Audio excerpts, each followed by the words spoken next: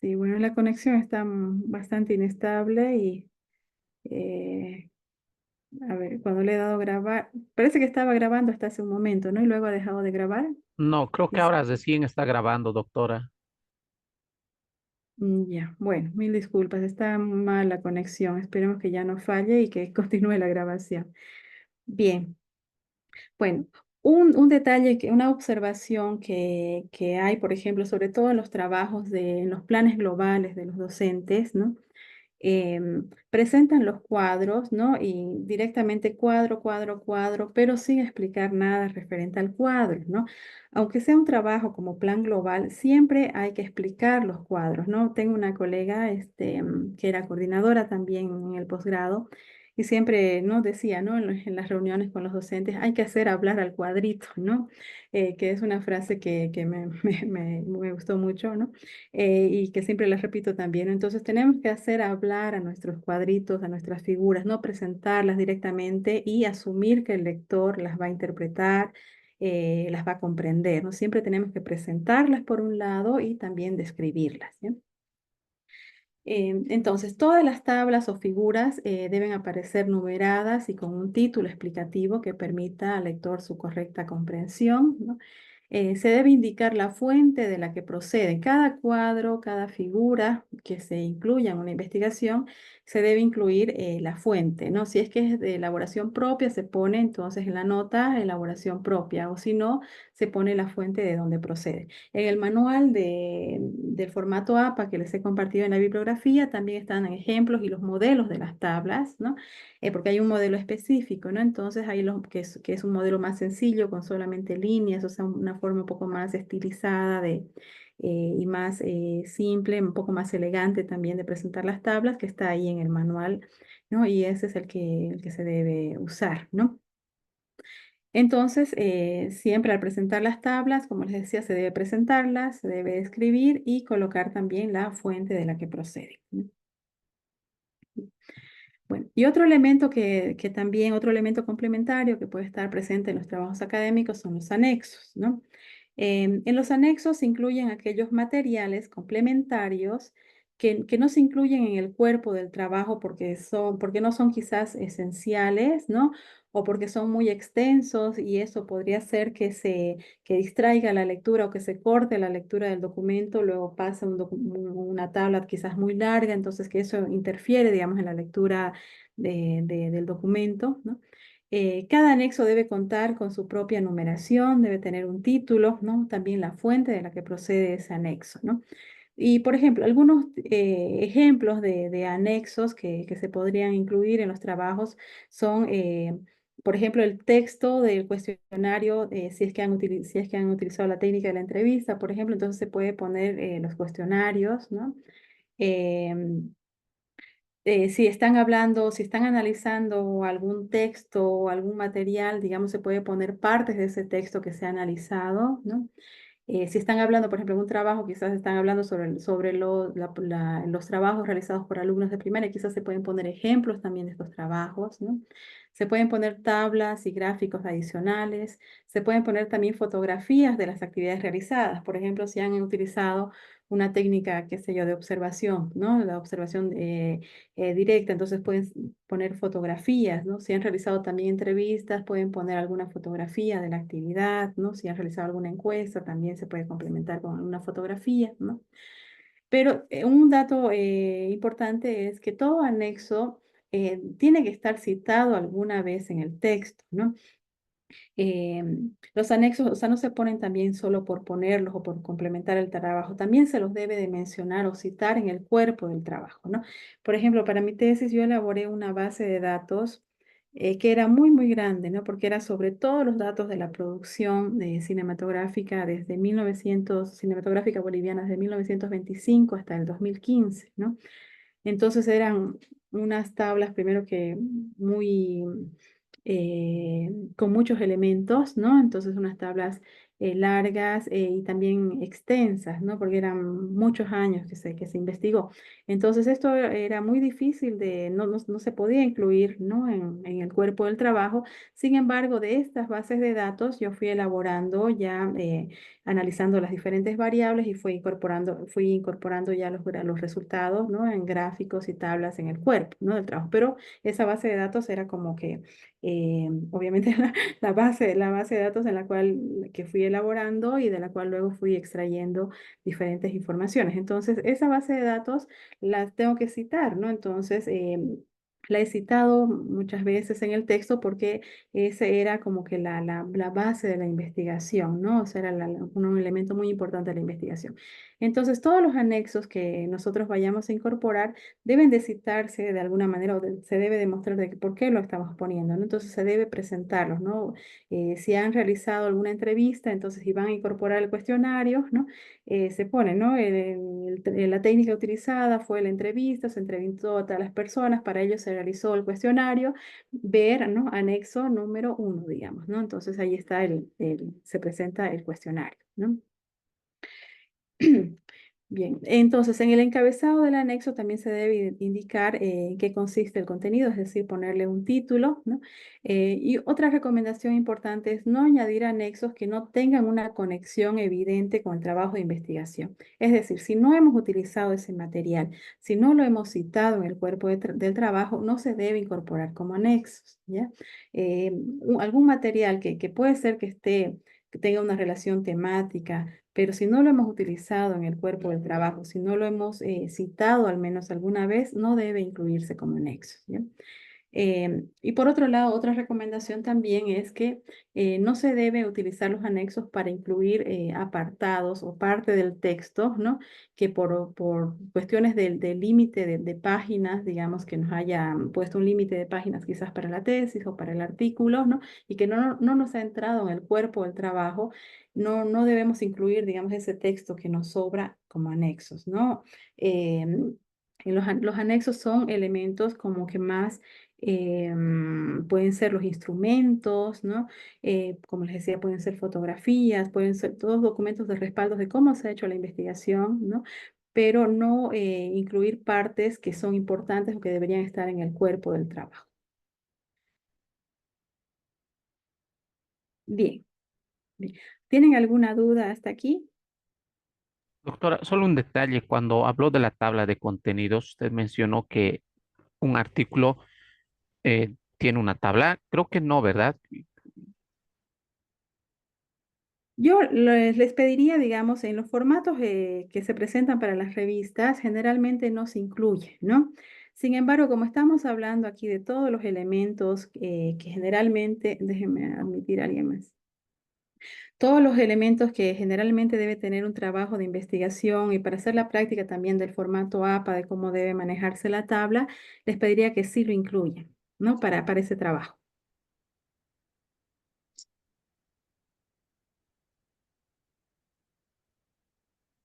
¿Se comprende?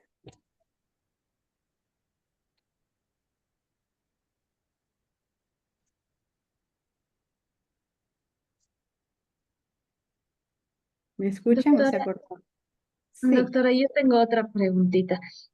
Acaba de decir de que hay que poner título a a los anexos, o sea, no solamente poner anexo uno, sino poner el título, por ejemplo, si es Sí, una... anexo, por ejemplo, anexo 1, cuestionario de entrevistas, ¿no? Por ejemplo, anexo 2 puede ser quizás un mapeo, algún gráfico que tengan, entonces se pone el título, ¿no? Y también se debe incorporar la fuente, ¿no? Si es que ha sido de elaboración propia o si es que lo han extraído de otro documento. Ah, ya, perfecto. Y los resultados de del cuestionario, por ejemplo, también van ahí en los anexos. Se puede también, por ejemplo, depende de la extensión que tengan para el trabajo que vayan a elaborar, ¿no? Se puede poner incluso transcripciones de entrevistas, pero no es recomendable, ¿no? Yo lo que pondría generalmente solamente el cuestionario, ¿no? Porque ya lo más importante de las transcripciones, por ejemplo, de las entrevistas, lo van a poner en el cuerpo del trabajo, ¿no? Entonces ahí ya lo van a citar, porque si no se hace a veces un documento muy extenso, ¿no? Entonces depende de la extensión que se les permita, ¿no? En el tema de la tesis, eso podrían tal vez ver con su tutora de tesis si las transcripciones, por ejemplo, de entrevistas, algunos sí han hecho, cuando solo se han basado, por ejemplo, en las tesis doctorales, han incorporado, ¿no? Cuando solo se han basado en entrevistas, por ejemplo, ha sido su técnica y ha sido su metodología base, digamos, esa, ¿no? Entonces también han incorporado transcripciones como anexos, ¿no? Gracias, doctora. Sí, en la tesis estamos poniendo en un capítulo específico, Ujú. ahí estamos poniendo los resultados, porque en Ya. un capítulo anterior sí habíamos puesto los enlaces de la digitalización de nuestros resultados, pero en Ujú. esta plantilla nueva de la tesis hay un lugar donde se están mostrando, digamos, los resultados, pero aparte analizando e interpretándolos y dando conclusiones. O sea, sí, sí estamos escribiendo eso en una parte de Sí, la tesis. la parte de resultados y discusión, ¿no? Ujú. Y doctora, una preguntita. ¿Puedo usar, si estoy en este artículo estoy usando el mismo tema de la tesis, ¿puedo usar alguna del cuestionario que he utilizado en la tesis o tengo que hacer un nuevo cuestionario para el Mm. artículo? Puedes usarlo, ¿no? Y simplemente en el resumen mencionar, ¿no? Que este artículo es parte o en este artículo se presentan partes de la tesis titulada tanto, ¿no? En el resumen se debe decir, incluso en la introducción también, ¿no? Presentar que es una parte o un avance, se podría decir también es un avance, ¿no? De la tesis titulada tanto, ¿no? Que se está realizando, ¿no? Entonces puedes utilizar, claro que sí. Gracias, doctora. Doctora, una Sí. consulta. Sí. En tablas y figuras, ¿es necesario poner elaboración propia? Porque recuerdo haber leído las normas APAI y indicaban que no era necesario. A ver, déjame revisar. Yo lo que he visto que sí, ¿no? Ah, justo aquí tengo las figuras. Sí, se pone la fuente, ¿no? Cuando no es, a ver, déjenme ver.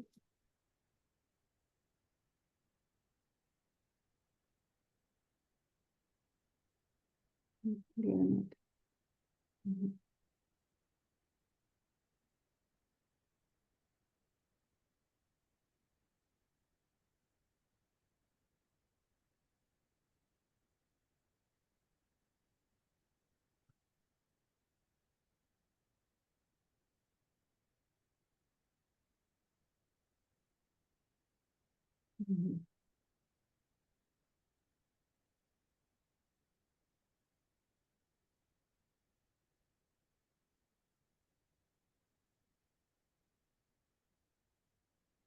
Sí.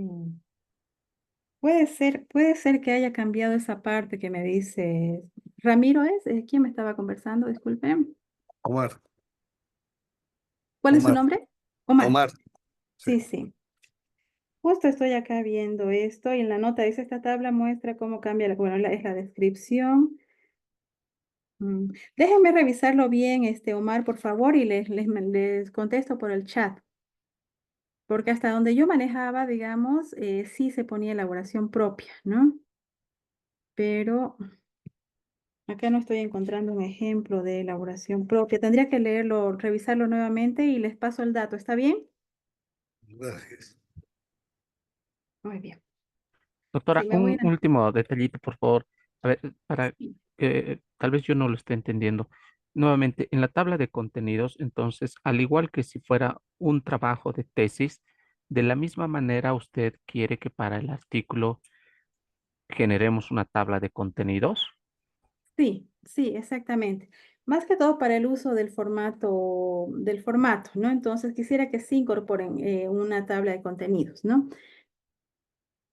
Pero y en el desarrollo del artículo, o sea, vamos a colocar también subtítulos. Sí, sí, sí. Sí, entrarían los subtítulos, ¿no? O sea, los subtítulos son las partes básicas, ¿no? Que entraría entonces, ¿no? Obviamente, bueno, la introducción, ¿no? Luego incorporarían, digamos, el sustento teórico, la metodología, resultados y discusión, luego las conclusiones. Esos serían como los títulos básicos, ¿no? Luego, referencias bibliográficas. Entonces, con esos títulos básicos también podrían poner algunos elementos del sustento teórico, si tienen unos temas o subtemas eh, se puede incorporar también dentro de la tabla de contenidos. Pero sí, sí incluirían títulos y subtítulos dentro del artículo. Está bien, doctora. Muy bien. Entonces, voy a buscar mi bolígrafo.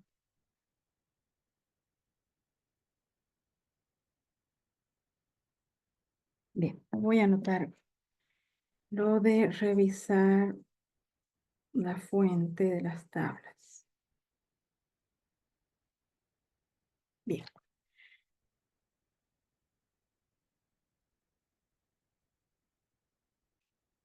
Entonces, vamos a iniciar con la unidad 3. Vamos a tomarnos un pequeño descanso, por favor. Son las 8:15.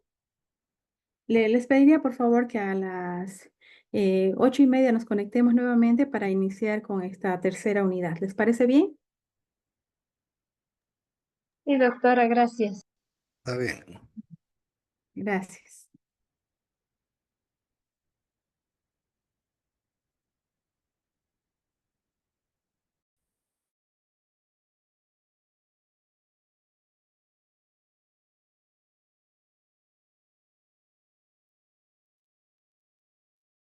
Bien, entonces vamos continuando.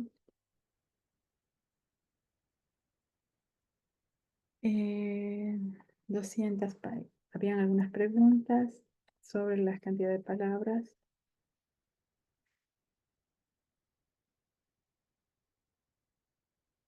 Bien, entonces,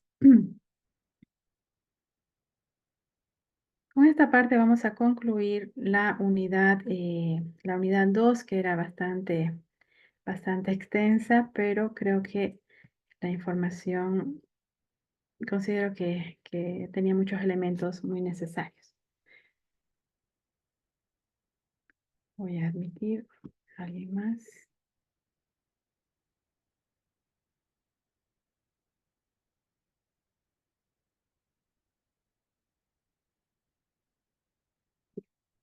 Entonces, ahora concluido esta parte de esta unidad, les voy a presentar la guía para la elaboración del artículo de investigación, ¿no? Entonces, bueno, este trabajo, como les mencioné, puede hacerse de dos modalidades. Puede ser grupal, manteniendo los grupos que se han elaborado para la elaboración del ensayo, o si desean hacerlo de manera individual, también es posible, si es que cada quien desea elaborar en base a sus tesis, ¿no? Em, entonces, como materiales, bueno, el propósito de la actividad es profundizar los contenidos trabajados en las sesiones sincrónicas de las 3 unidades, en realidad. Los materiales o los apuntes que puedan tomar de las sesiones, el contenido, ¿no? De las unidades 2 y 3. Está la bibliografía referencial, donde está la guía del formato APA y otros manuales también o guías para la redacción de artículos académicos que les he presentado también en la bibliografía, y el procedimiento, ¿no? Entonces, revisa los apuntes de las sesiones sincrónicas, lee los textos indicados para estas unidades, sobre todo el tema de guías y manuales que les puede servir de mucho, y escribir un artículo de investigación o un artículo académico de unas 400 palabras, que son más o menos entre 9 a 10 páginas, ¿no? Sobre un tema relevante de su campo profesional, ¿no? Si es que deciden otro tema, o puede ser el mismo tema que están trabajando para la tesis, ¿no? Que incorpore introducción, el sustento o marco teórico, la metodología, técnica de investigación, los resultados, ¿no? Análisis de los resultados que puedan obtener, las conclusiones y las referencias bibliográficas, además de los elementos complementarios, ¿no? Como, por ejemplo, el resumen, incluir un índice, si es que desean, también pueden incluir anexos si es que lo ven relevante, ¿no? O algunas tablas si es que lo ven relevante, ¿no? Para el artículo se realizará previamente, o se ha realizado ya, se están realizando, se van a realizar también algunas actividades, ¿no? La redacción de la lluvia de ideas, de las preguntas de investigación y los objetivos que ya han realizado, la elaboración de una bibliografía referencial publicada hace menos de 10 años, ¿no? En los buscadores que les he presentado también en esta unidad, los buscadores académicos, sobre la temática que les interese abordar en su artículo, que esos libros estén referenciados en formato APA, ¿no? La elaboración de un índice tentativo, que es el trabajo que van a realizar, y el mapa conceptual de la estructura del artículo. Les voy a explicar un poco más sobre el mapa en la siguiente unidad, ¿no? Y la definición de la metodología a utilizar, ¿no? Entonces, están todavía elaborando estas actividades previas, ¿no? Y ya a partir de la siguiente semana ya sería complementar la redacción del artículo, ¿no?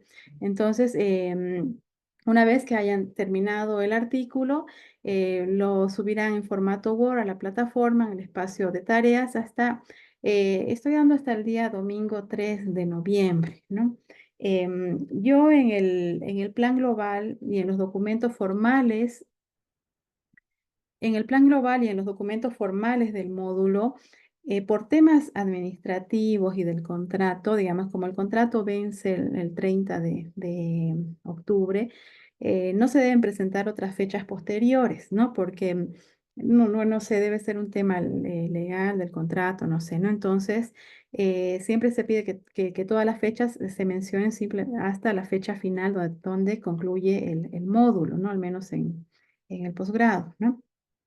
Entonces, en aspectos formales, digamos, he puesto para el 30 de octubre. Sin embargo, para ya internamente nosotros vamos a quedar para el día de que deben presentar el artículo hasta el domingo 3 de noviembre, ¿no? Así tienen unos días más y para poder elaborarlo, ¿no? Lamentablemente, al ser los programas así modulares, y que tenemos que avanzar todo el contenido dentro del mes y todos los trabajos dentro del mes. Entonces las fechas son muy prontas, ¿no? Al menos para los trabajos finales se ponen unas fechas que son muy ajustadas, ¿no? Pero esto también se debe a que hay unos plazos para el docente, ¿no? Entonces los docentes tenemos como un plazo de unos 10 días para presentar la documentación, ¿no? Entonces, si el módulo, por ejemplo, termina el 30, ¿no? Yo hasta el 10, digamos, de noviembre debo presentar toda la información, ¿no? Mi informe, planilla de notas, reportes de la plataforma, listas de asistencias, ¿no? Las calificaciones, todos los documentos, ¿no? Entonces, por eso es que todo es un poco ajustado, pero así es como está establecido, ¿no? Entonces, por eso es que es todo un poco tan apretado, ¿no? Y hay materias que necesitan a veces un poco más de tiempo, pero están definidas para elaborarse en un mes. Entonces, por eso es que debemos de apretarnos, ¿no? Em, por eso también el tema de los trabajos, les pido que no es necesario extenderse más de lo que les pido, ¿no? En el tema del trabajo que van a realizar para el día sábado, ¿no? Que consiste en el índice tentativo, ¿no? O índice preliminar, el mapa conceptual y la descripción de la metodología, no debería de ser más de 3 páginas, ¿no? Una página para el índice, ¿no? Una página para el mapa conceptual, ¿no? Y en la tercera página, en unos 2 párrafos o 3, digamos, depende de los métodos que utilicen, describir la metodología, ¿no? Entonces, ser más concisos, ¿no? Igualmente en el trabajo, les pido ya unas 9, 10 páginas, ¿no? De todo el trabajo, entonces no extenderse tal vez mucho, ¿no? Una cuestión por el tema de tiempo y otra cuestión por tema también de calidad. A veces nos extendemos y al extendernos más, ¿no? Ya no nos queda mucho tiempo a veces de pulir y el trabajo de redacción también requiere mucha revisión, ¿no? Entonces que no estén elaborando hasta la última hora y que luego no les dé tiempo de hacer la revisión final de la gramática, la ortografía, del formato, ¿no? Entonces, ese sería ya el último trabajo y el trabajo final del módulo.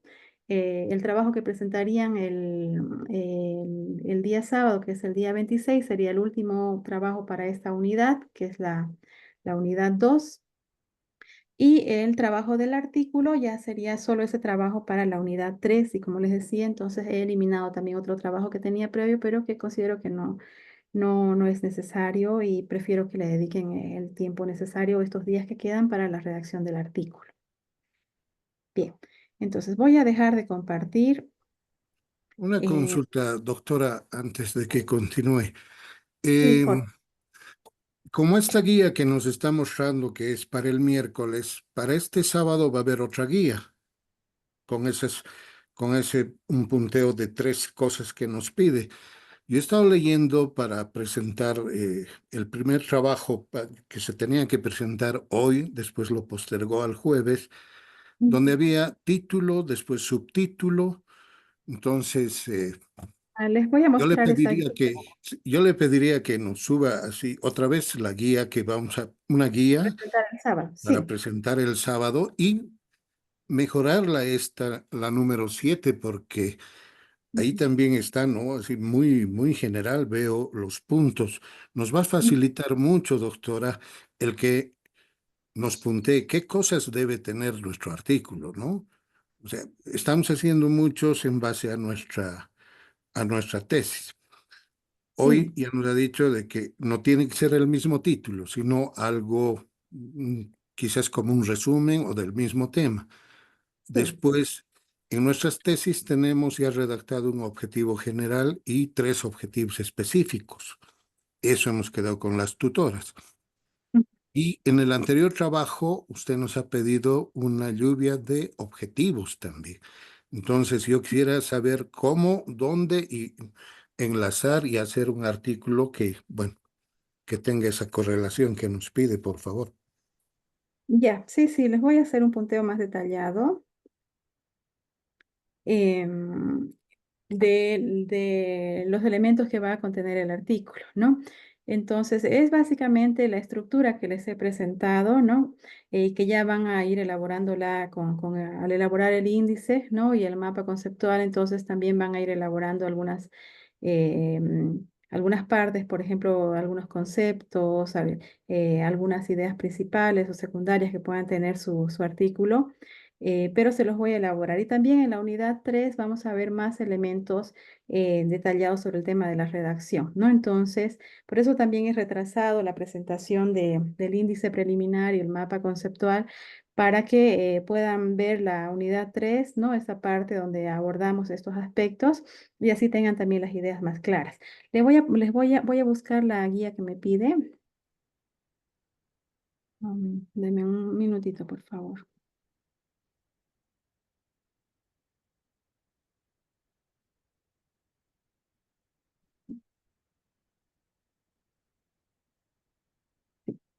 Entonces, como estaba esto separado, lo he unido, digamos, en la plataforma, pero aquí en la presentación sigue de manera separada, pero se los he puesto así en la plataforma, las dos guías, ¿no? Esta que es para la elaboración de la metodología, ¿no? Que sería básicamente como les digo, unos 2 párrafos que elaboren, ¿no? Donde describan la metodología que van a aplicar en la investigación para el futuro artículo. Esa descripción debe contener, por ejemplo, el enfoque de la investigación, una muestra, si es que la han eh, definido, ¿no? Una técnica de investigación y los instrumentos, ¿no? Eh, Son unos elementos como que básicos, digamos, de la metodología. No todos tienen los mismos elementos, quizás, ¿no? Entonces, en eso también depende de la investigación que estén realizando y depende también de la etapa en la que estén, ¿no? Tal vez están todavía elaborando, por ejemplo, el estado del arte, no sé en qué etapa está cada uno, ¿no? A veces el avance, cuando se está realizando las tesis, no todos avanzan al mismo ritmo, ¿no? A veces eso es difícil de lograr, ¿no? Entonces, en base a lo que estén trabajando, en base a eso van a ir elaborando su metodología, ¿no?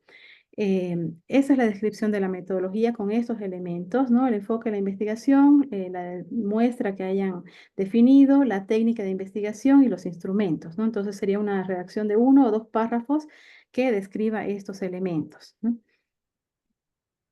Y esta parte de la descripción de la metodología la van a presentar en un solo documento junto con esta otra guía que tenían que presentar el día de hoy, que luego lo postergué, bueno, a petición de algunos compañeros, lo postergué esta mañana, pero luego pensándolo bien, he dicho mejor que tengan más tiempo y puedan presentarlo el día sábado conjuntamente con la metodología, ¿no? Bien. Entonces, esta sería la primera parte, ¿no? De ese trabajo que, como les digo, debería estar más o menos en unas 3 páginas todo, ¿no?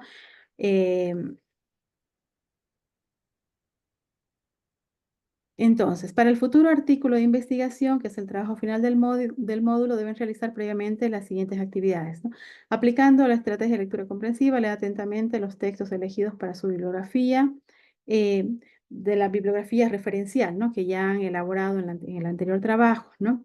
Mientras realiza la lectura, marque antecedentes, conceptos, ideas principales, ideas secundarias y citas que puedan servirle para elaborar el índice preliminar y el marco o sustento teórico de su futuro artículo, ¿no? Entonces, como les decía, ¿no? Cuando hagan esa lectura, ustedes ya tienen una lista de bibliografía referencial, ¿no?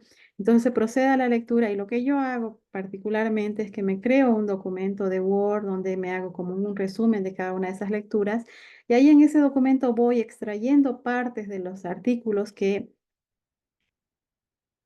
voy extrayendo partes importantes que considero de los artículos que voy leyendo. Entonces, estas partes incluyen eso, ¿no? Conceptos, voy anotando ideas principales, ideas secundarias, quizás algunas citas que me pueden servir para incorporarlas también en mi trabajo, ¿no? En mi artículo, ¿no?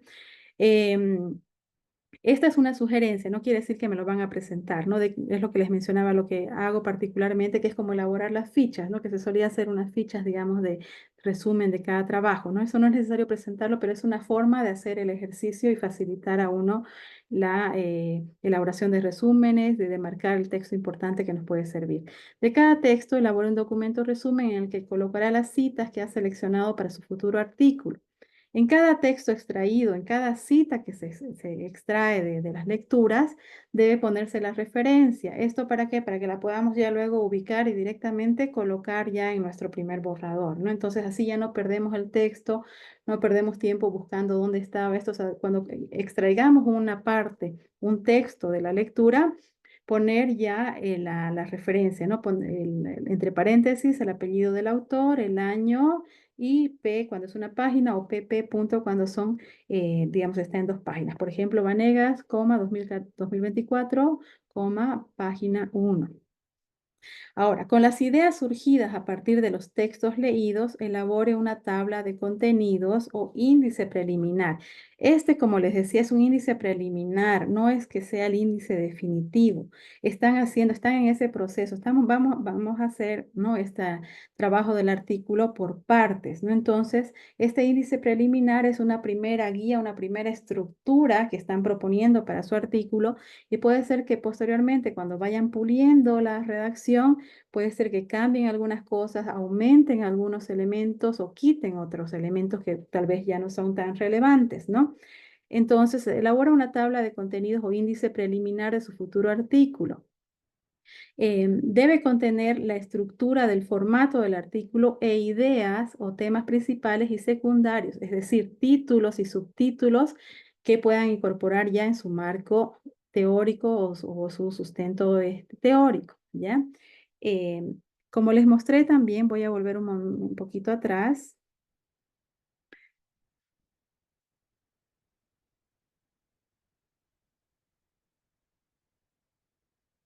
Funciona muy bien algunas teclas. Ya. Como les mostré al inicio de esta parte sobre la redacción del artículo, esta es la estructura del artículo. Entonces, con esta estructura van a hacer su índice, ¿no? Que viene, bueno, claro, obviamente el título, ¿no?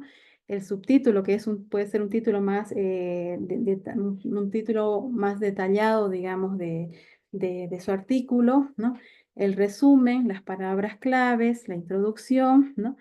Luego bien, estas son las partes formales, ¿no? El estado de la cuestión. Y en este estado de la cuestión o marco teórico, ustedes ya pueden ir incorporando los temas principales o subtemas en base a las lecturas que han tenido de la bibliografía, ¿no? Según lo que ustedes han rescatado de ahí, que consideran que es importante, entonces en su índice preliminar ya pueden ir colocando también dentro de esta parte del estado de la cuestión o marco teórico esos temas y subtemas que consideren que les aportan, digamos, ¿no? a su artículo, ¿ya? Luego la metodología. También puede ser la metodología propia que ustedes han desarrollado, que ustedes han planteado, ¿no? Que la metodología que estén utilizando en la tesis o una parte, digamos, porque como es un resumen de la tesis, no tienen que poner, no necesariamente tienen que poner todo, ¿no? Lo que van a elaborar para la tesis, quizás es solamente una parte, quizás solamente van a hablar de las entrevistas o quizás solamente van a hablar de la revisión bibliográfica por ahora, digamos. Entonces, ahí en esta parte de la metodología se pone esto, ¿no? Pero para el trabajo que les pido para el sábado, ya debe haber esa descripción, digamos, ¿no? De la metodología, ¿no? Y en la parte del estado de la cuestión sería poner en realidad los títulos y subtítulos que entrarían dentro de ese estado de la cuestión o o del marco teórico, ¿no? En esta parte solamente títulos y subtítulos de los temas importantes que vayan a incorporar. Luego viene el análisis, discusión de los resultados, las conclusiones y la bibliografía. Entonces, esta sería la estructura del índice preliminar y donde tienen que incorporar elementos es en el estado de la cuestión, donde van a incorporar los títulos y subtítulos, ¿no? Y en el siguiente documento, donde les pido la descripción de la metodología, es decir, en la tercera página, ahí hacen una descripción de la metodología, ¿no? Unos 2 párrafos donde me describan la metodología. ¿Se entiende? Vamos a volver ahora a la parte de donde estaba describiéndoles este trabajo. Esa es la estructura, ¿no? Que les he compartido también por WhatsApp.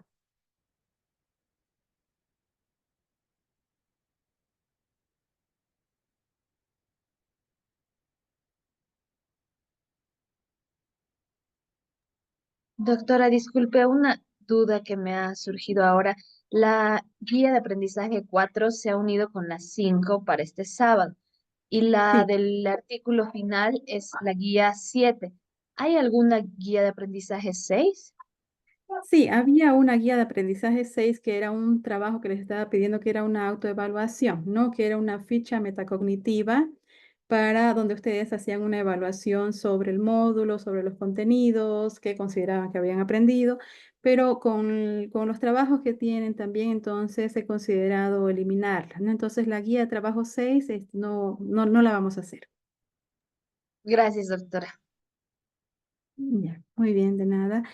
Entonces, en el punto 4, ¿no? En esta guía decía, con las ideas surgidas a partir de los textos leídos, elaborar una tabla de contenidos o índice preliminar debe contener la estructura del formato del artículo que les he mostrado hace un momento, ¿no? En esa diapositiva, e ideas o temas principales y secundarios de su marco teórico, ¿ya? Entonces, eso es lo que debe contener el índice. No es algo muy complicado, como ven, ya está, la estructura básica está en esa imagen que les he mostrado anteriormente, y lo que deben de complementar son los temas y subtemas que va a tener la parte de su marco teórico, ¿no? Luego, con base al índice preliminar, elaborar un mapa conceptual gráfico de la estructura de su futuro artículo que contenga, ¿no? El tema principal, ¿no? Como es un típico mapa conceptual, pueden hacer el tema principal, digamos, en la parte del medio, como ustedes vean, ¿no? Las preguntas de investigación, los objetivos, temas principales de su marco teórico, ¿no? Los subtemas de su marco teórico, conceptos importantes o relevantes que ustedes consideren y las demás partes, digamos, ¿no? Formales que vienen del artículo, ¿ya? Voy a hablar de esto del mapa conceptual en la siguiente unidad para que así también tengan un poquito más se les pueda aclarar más dudas al respecto. Ya, entonces, esta es la idea de Estas son las descripciones en realidad del índice preliminar, ¿no? Y del mapa conceptual. Y unido a esto, como una tercera página, vendría la descripción de la metodología que está en la guía 5, ¿no? Que es describir la metodología de investigación que aplicará en la investigación, ¿no? La descripción debe contener el enfoque de investigación, la muestra, la técnica de investigación e instrumentos. Bueno, no sé si hay alguna otra duda para que vayamos avanzando también, porque ya nos quedan pocas sesiones, tenemos 2 sesiones más, así que quisiera complementar esa unidad. Y cualquier otra duda también me pueden escribir o me pueden llamar y podemos conversar. O me escriben en el grupo y así también les aclaro para todos. ¿Está bien?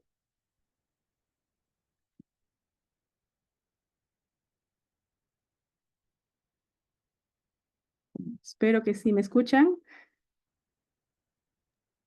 Sí, sí, doctora. Está bien, gracias, doctor. Bien, entonces vamos a continuar con nuestra tercera unidad.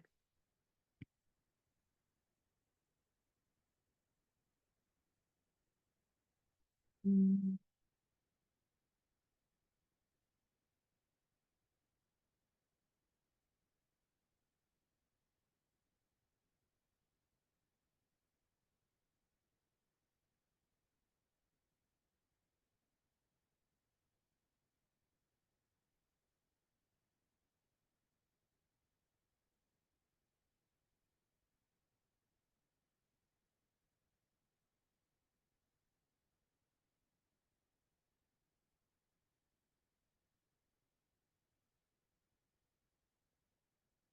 Bien. Entonces vamos a iniciar con nuestra unidad 3, que es sobre redacción académica.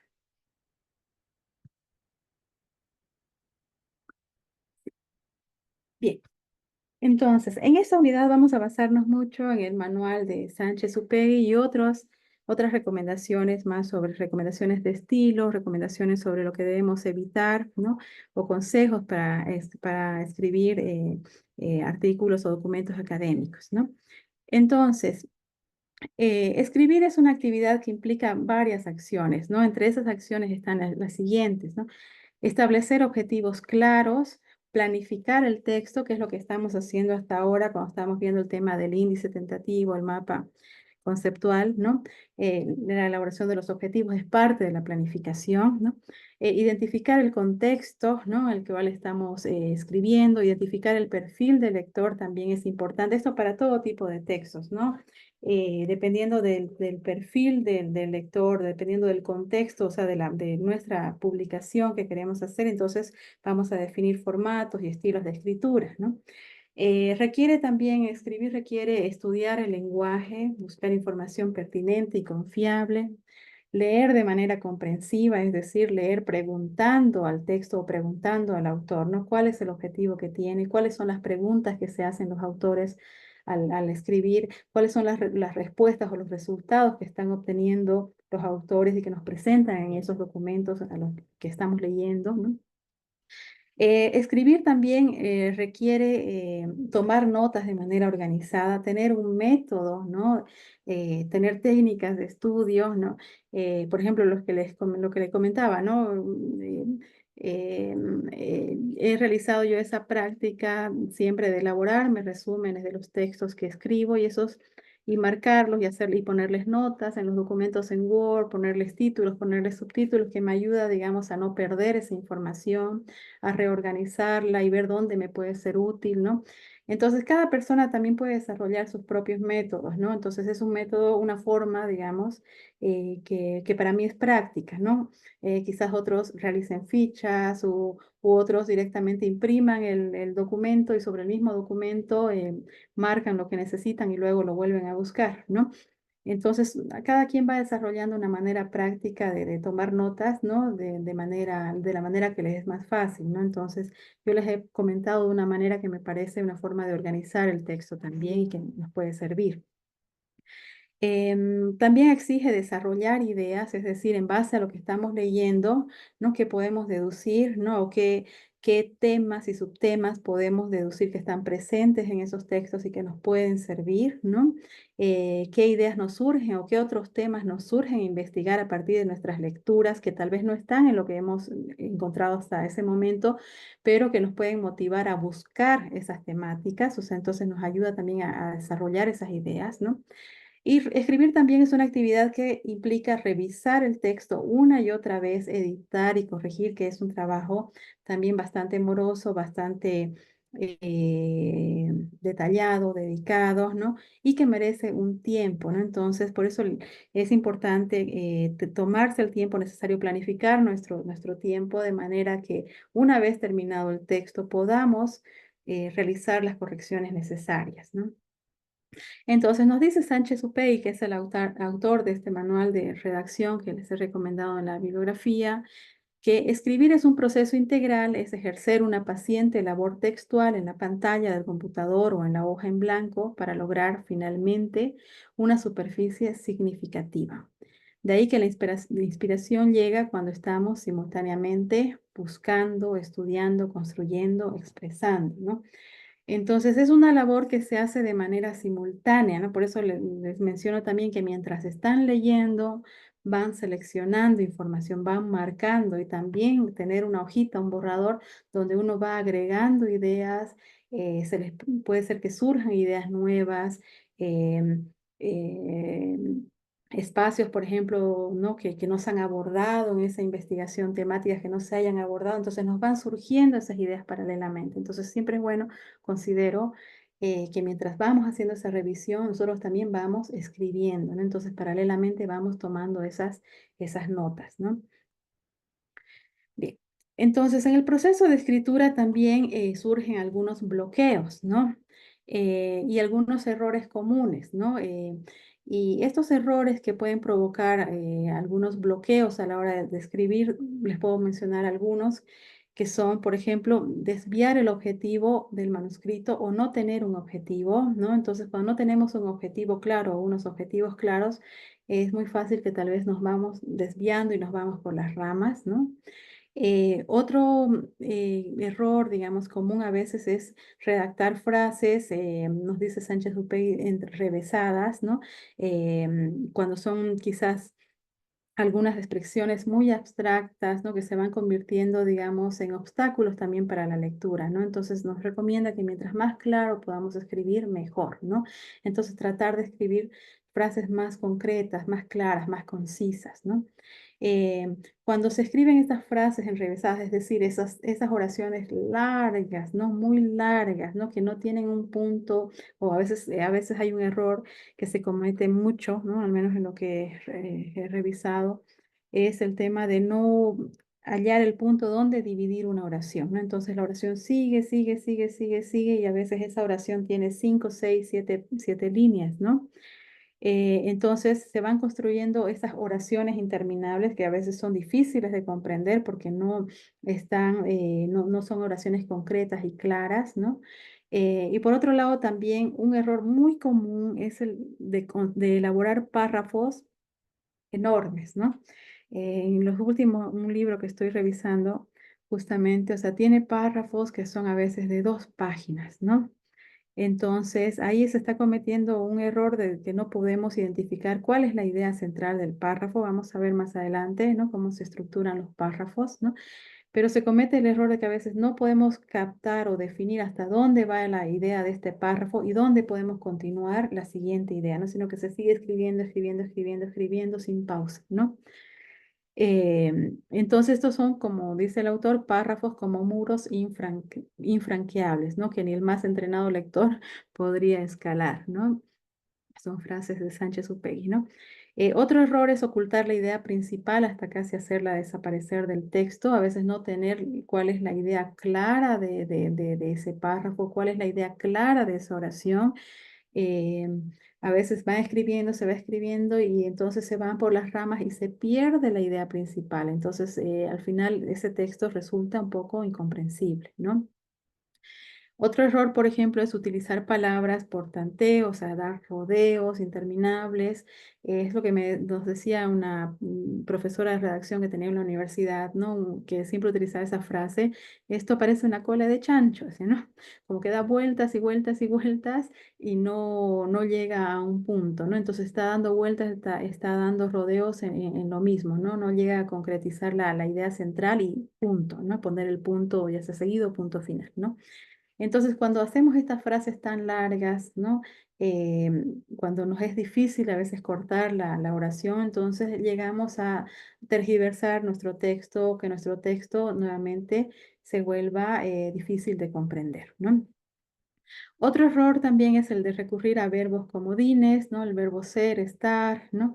Y que a veces no encontramos esos verbos que son precisos, ¿no? Para la acción que queremos explicar, ¿no? Utilizar el tono inadecuado también, ¿no? Es un error común y para ello lo que tenemos que hacer es saber para qué público estamos escribiendo, ¿no? Y de acuerdo a ese público también es que vamos a hablar del tono, ¿no? Estas recomendaciones son como que bastante en general, ¿no? Para todo tipo de textos, ¿no? Otro error es no cumplir con las convenciones que nos exige el género, ¿no? El ensayo tiene un formato, la monografía tiene un formato, el informe, digamos, de investigación o una tesis tiene un formato, un artículo tiene un formato. Entonces, a veces no cumplir, otro error que se comete es no cumplir con estos formatos establecidos. Ser ambiguos, no pensar en el lector, también son otros errores, no tener un lector más o menos en mente para quién estamos escribiendo. No tener en cuenta los criterios de la textualidad, que vamos a ver más adelante, les voy a comentar al respecto, ¿no? Y otro error muy común, al menos en las tesis, es que nuestro borrador o nuestro manuscrito es un castillo de citas acumuladas, ¿no? Donde la voz de nosotros como autores de ese texto no se posiciona, ¿no? El pensamiento del autor no se ve por ningún lado, ¿no? Entonces la voz del autor está desaparecida, ¿no? Es un castillo de citas tras citas tras citas, ¿no? Entonces ese es un error también muy común que se comete, ¿no? Al igual que cuando se presenta una tabla, como les mencionaba, un gráfico, tenemos que hacer hablar a ese cuadrito, como les decía que comentaba siempre una colega, una ex colega. Cuando hacemos una cita también tenemos que presentarla, tenemos que interpretarla quizás o contrastarla con otra, pero no podemos poner como acumulaciones, ¿no? de citas. Siempre nuestra voz como autores tiene que estar presente, ¿no? Y nosotros como autores somos ese hilo conductor, somos esos narradores, ¿no? Que van narrando todo ese texto y la voz de ese narrador tiene que estar presente.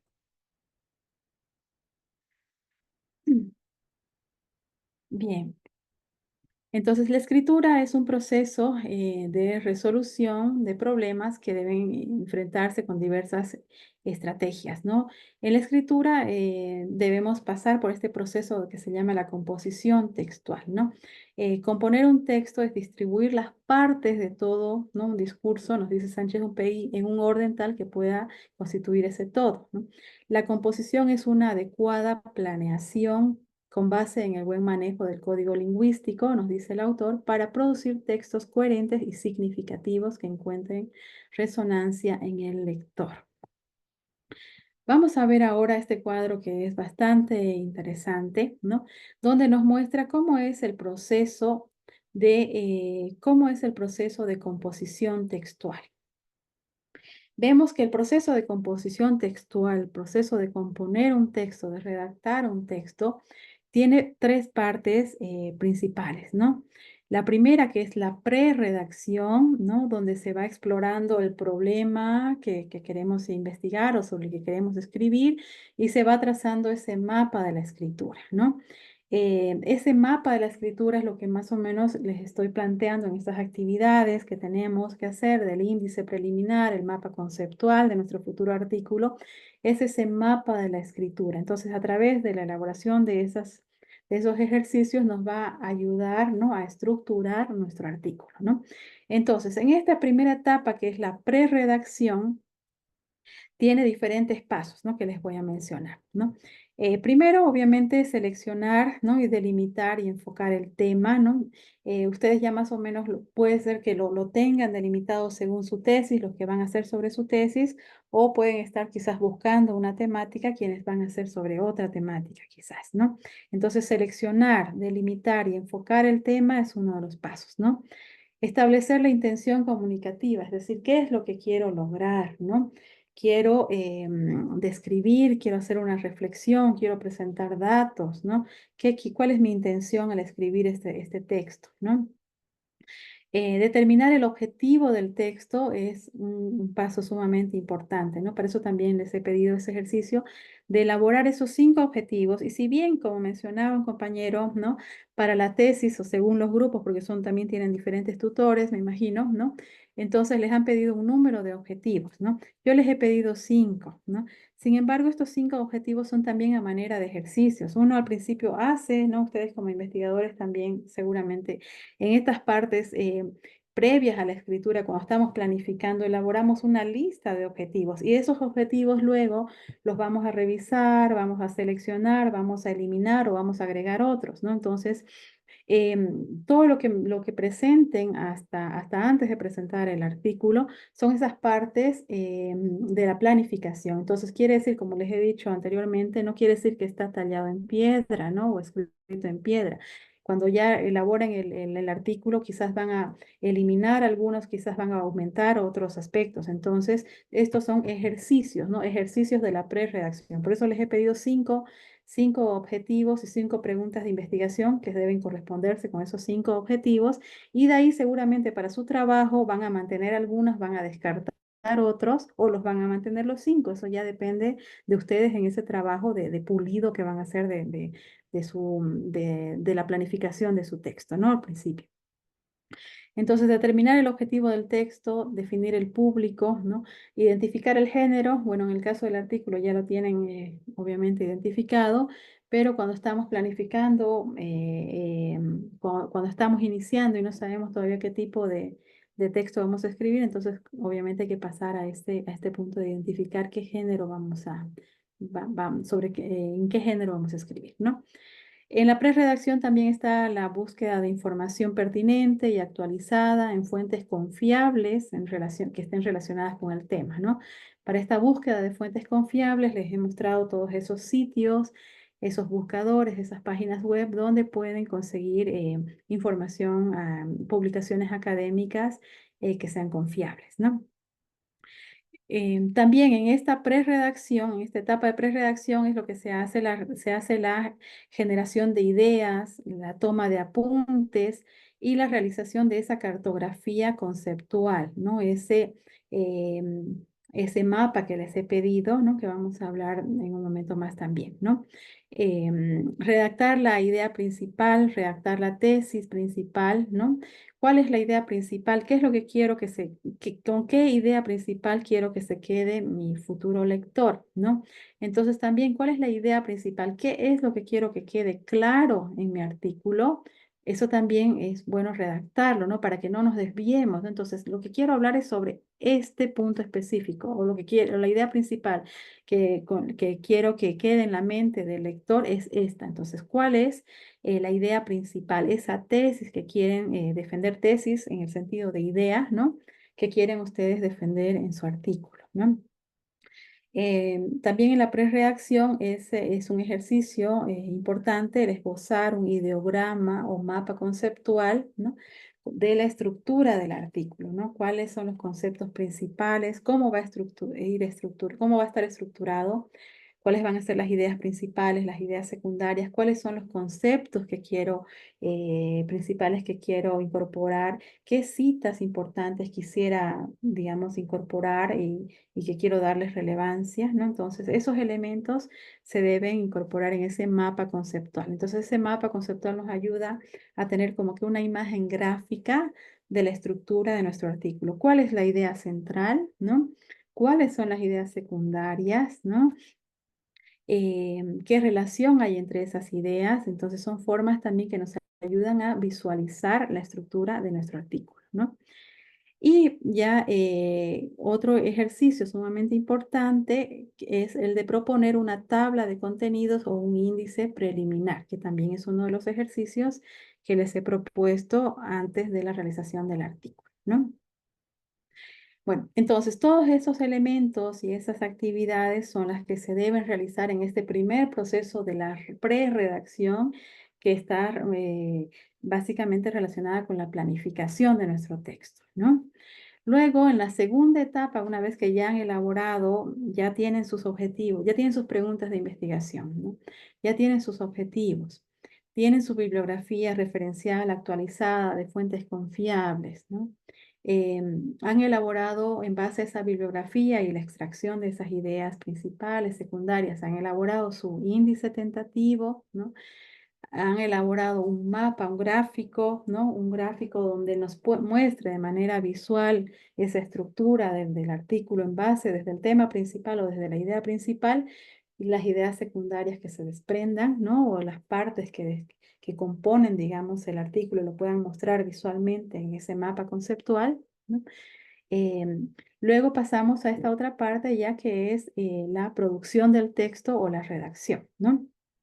Entonces, con ese esqueleto ya que van a ir armando, ya tienen un índice, ¿no? Tienen un borrador donde han extraído esos conceptos claves, esas ideas principales y secundarias, ya tienen un esqueleto sobre el cual trabajar, ¿no? Entonces pasamos luego ya a la redacción del primer borrador o la primera versión del texto, ¿no? Se elabora ese primer borrador y posteriormente se pasa a hacer una evaluación de ese borrador, es decir, revisar qué información es pertinente o qué información sí se debe mantener en ese texto, qué información quizás es innecesaria, ¿no? Y qué información quizás nos falta, ¿no? Para complementar, ¿no? Entonces, luego de esa evaluación de ese primer borrador, va a un proceso de la reescritura de un segundo o tercer borrador de acuerdo a cómo resulte, ¿no? Esa evaluación que ustedes realicen, ¿no? Según lo que requiera, digamos, el texto, ¿no? Luego, la tercera parte ya es la corrección textual, ¿no? Del documento, ya que una vez que está el documento finalizado, ¿no? Que viene en tres niveles, ¿no? Primero, del tipográfico, ¿no? Si los tipos de letras están uniformes al formato, ¿no? La ortografía, si tenemos errores ortográficos, ¿no? El segundo nivel, la sintaxis y el estilo adecuado según el género, ¿no? Que se maneja en este caso, es un texto expositivo, ¿no? El artículo, ¿no? Y el tercer nivel son aspectos textuales que vamos a ver más adelante también, ¿no? Y luego de esta corrección textual, de estos tres niveles, viene ya la presentación de la versión final del documento. Entonces vamos a ir viendo estas etapas y explicándoles algunas partes. Bien. Entonces, en ese proceso de composición textual, les decíamos, el primer paso es la prerredacción, que se refiere a esa planificación del texto.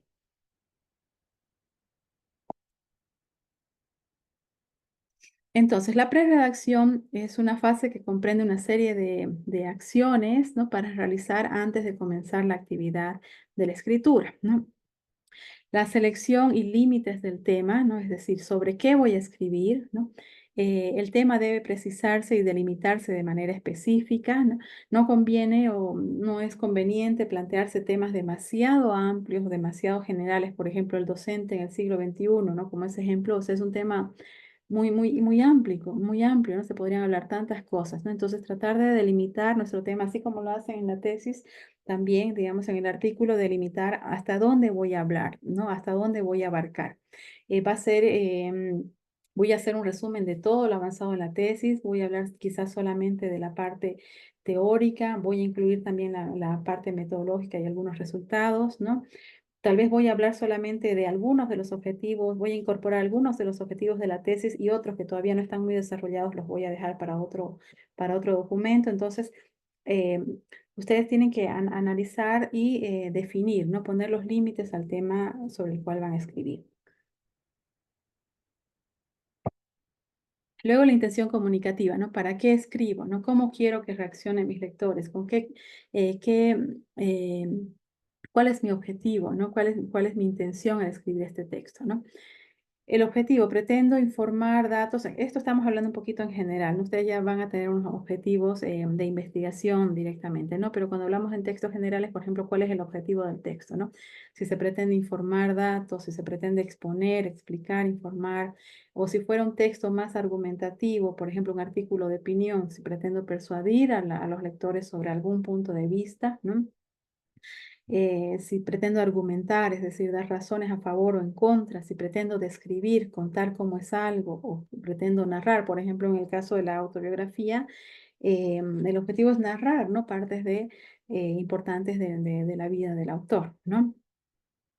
Entonces también si pretendo contrastar aspectos del objeto de estudio, de la escritura, entonces es como que el objetivo de acuerdo al tipo de texto que queremos crear. Eso ya ustedes ya lo tienen más o menos, ya lo tienen definido obviamente qué tipo de texto, y lo que tienen más definido aún o que ya han ido elaborando son los objetivos de investigación del mismo texto.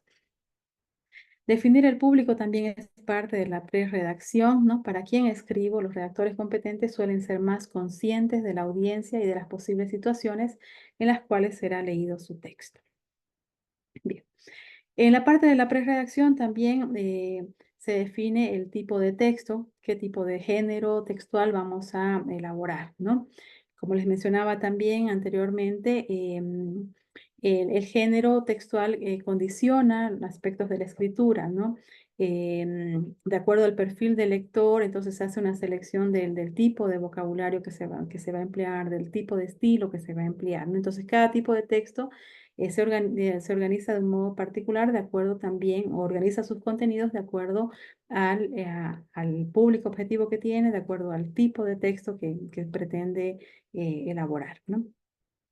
Entonces, la prerredacción incluye también esta búsqueda de información, ¿no? La búsqueda de las fuentes bibliográficas relacionadas con el tema. Esta información que va a servir de sustento textual debe ser pertinente, debe ser actualizada, ¿no? Estas fuentes pueden ser, como todos sabemos, libros, revistas, bases de datos, enciclopedias, diccionarios, artículos, ¿no? Pueden ser también videos, pueden ser conversaciones, las fuentes pueden ser también extraer información de entrevistas, estadísticas, ¿no? Sin embargo, hay que tener mucho cuidado con las fuentes que son inadecuadas, ¿no?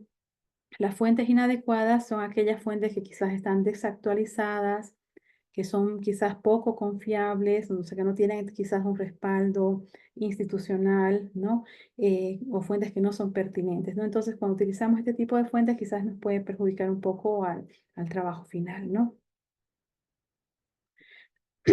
Bien, entonces, en esta etapa de prerredacción, también otro de los pasos son la generación de ideas y la realización de esa cartografía conceptual, ¿no? Que se debe hacer teniendo presente las circunstancias que nos motivan a escribir, ¿no? Em, entonces, en esta etapa de pre-redacción, después de la lectura, como les he mencionado, se hace paralelamente varias actividades, ¿no? Entonces, vamos elaborando los borradores, vamos generando ideas, ¿no? Y vamos realizando más o menos un esqueleto de nuestro trabajo, ¿no? Para ello redactamos la idea principal que queremos defender o la idea principal de nuestro artículo, ¿no? Entonces, esta idea principal es una síntesis o una esencia del texto, ¿no? Es el centro, digamos, del escrito, ¿no? Es esa idea principal con la que queremos que nuestro lector se quede, ¿no? Entonces, otro aspecto, como les he mencionado, u otra acción en realidad que nos ayuda a estructurar el texto es realizar un ideograma, un mapa conceptual, ¿no? Que de manera visual vamos a representar nuestro artículo, ¿no? Se asocia gráficamente los conceptos, las ideas. Esto nos ayuda a diferenciar las ideas importantes, ¿no? De las ideas secundarias y nos ayuda a organizar nuestro escrito, ¿no? Entonces, como dice Sánchez Upegui, consiste en poner de relieve las ideas principales, las secundarias y las relaciones que mantienen unas ideas con otras, ¿no? Entonces, esto nos ayuda a tener una visión gráfica de nuestro texto, una visión gráfica de esa estructura, de ese esqueleto que estamos armando para nuestro artículo.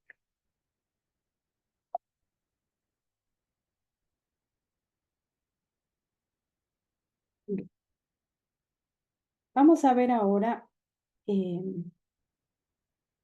unas recomendaciones de estilo para narrar, digamos, la ciencia, puesto acá, ¿no? Como título, pero son recomendaciones de estilo para que podemos manejar en cualquier texto académico y vamos a ver cada una de ellas, ¿no? Entonces, este proceso de composición es una labor de planificación, escritura, revisión, que involucra recomendaciones generales orientadas a la claridad, la comunicabilidad, que tiene que ver con el tema de pensar en el lector, la precisión de nuestras palabras, la concisión de nuestras palabras y también aplicar un estilo que pueda ser atractivo, ¿no? Para la lectura. Entonces, acá hay una frase de Vivaldi de 1993 que está también en este libro, en este manual de redacción que dice, ¿no? En relación a la claridad, ¿no? Que dice, ha de escribirse para que nos entienda todo el mundo, ¿no? El docto y el menos docto, el erudito y el no erudito, el especialista en la materia y el profano. Entonces es una frase interesante que me hace mucho recuerdo de una docente que tenía, bueno, fue en la maestría en la Universidad de Salamanca, que ella nos daba materias relacionadas a los sistemas políticos, ¿no? de América Latina. Es una doctora que se llama Flavia Freidenberg, ¿no? Que antes daba clases en la Universidad de Salamanca y ahora está en la Universidad Autónoma de México, ¿no? Y siempre nos decía que la persona que conoce del tema, ¿no? El que conoce realmente del tema, habla lo más claro posible, ¿no? Entonces, que cuando ella accede a un texto y la persona escribe de una manera tan clara, tan comprensible, ¿no? Le daba le hacía ver, digamos, que realmente esa persona conocía del tema, ¿no? Entonces, mientras más claro escribamos, puede ser que estemos manejando mejor nuestro lenguaje, podamos llegar mejor a nuestros lectores y podamos hacer comprender mejor lo que queremos decir, ¿no? Entonces, la claridad es una recomendación de estilo muy importante, ¿no? La claridad nos lleva a pensar en la comunicabilidad, ¿no? Y la comunicabilidad tiene que ver mucho con el tema de pensar en el lector. ¿Me comprende? Lo que estoy escribiendo es legible, mis frases son comprensibles, ¿no? Mis oraciones tienen la longitud adecuada, se comprenden, mis párrafos se comprenden, ¿no? Bien, vamos a ver ahora este punto sobre la comunicabilidad. La comunicabilidad tiene que ver también con pensar en el lector, ¿no? Eh, Muchas veces, sobre todo cuando se hace la corrección, la edición de textos, uno de los errores comunes que encuentro, por ejemplo, justamente en el libro que estoy editando, ¿no? Es que a veces suponemos que nuestro lector conoce muchos detalles que para nosotros quizás son Guarda la obvios, cama, por favor. detalles. Vaya, vas a Sí puedes disculpar, ya silenciar no tu doy más. micrófono, por favor, Margot. Entra.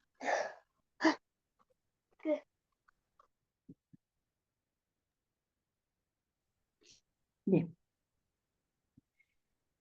Entonces, a veces, voy a ir para atrás un momento.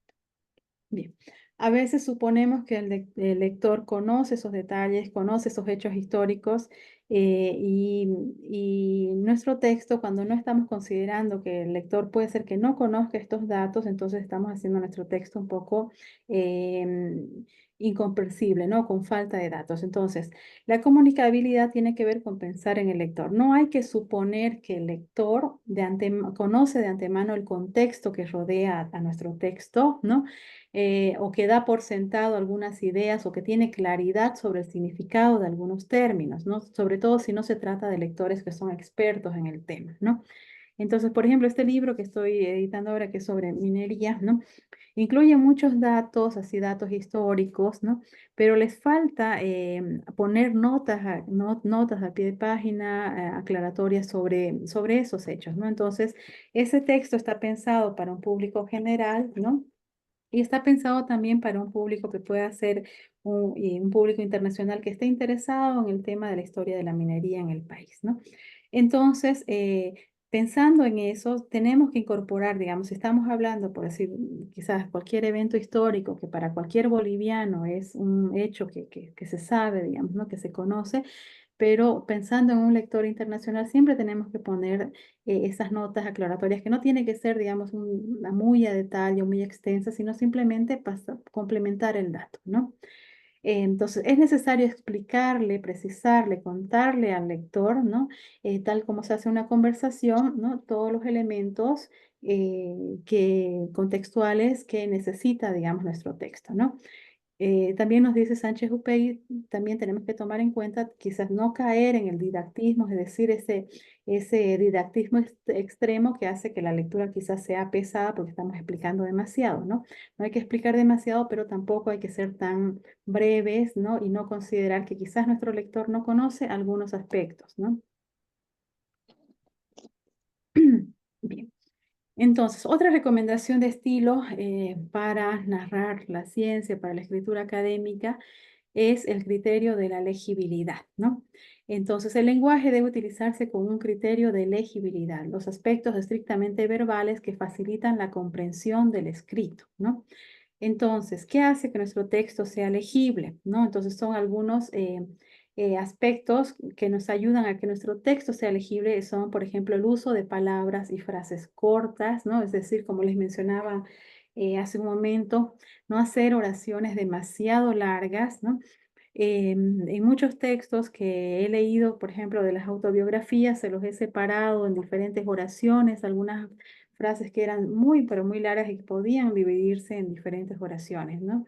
Entonces, tratar de definir qué quiero decir con esa oración y llegar hasta el punto donde debemos de cortar, es decir, no seguir dando rodeos o dando vueltas y luego caer en esa cola de chancho, como decía mi profesora de redacción, ¿no?